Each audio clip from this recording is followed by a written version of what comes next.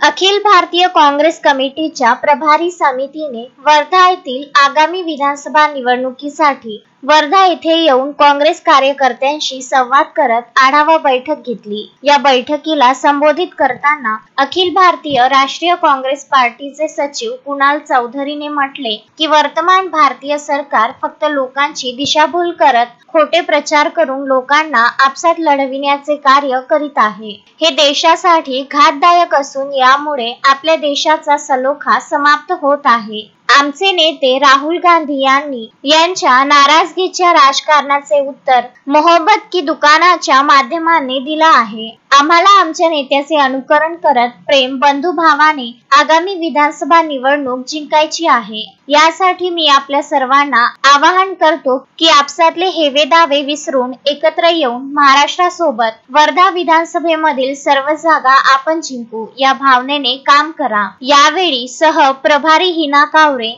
आणि माजी मंत्री व आमदार रणजित कांबळे यांनी सुद्धा संबोधित केले। प्रास्ताविक जिल्हा अध्यक्ष मनोज चांदूरकरने केले। मंचावर नागपूर विभाग समन्वयक अभिजित वंजारी, जिल्हा प्रभारी जिया पटेल, अमर वराडे, चारुलता टोकस, अभयदाय मेघे, शेखर शेंडे, शैलेश अग्रवाल आदींसह मोठ्या संख्येने काँग्रेस कार्यकर्ते अनुसया सेलिब्रेशन हॉल मध्ये उपस्थित होते। अश्विन शहा, विदर्भ न्यूज, वर्धा।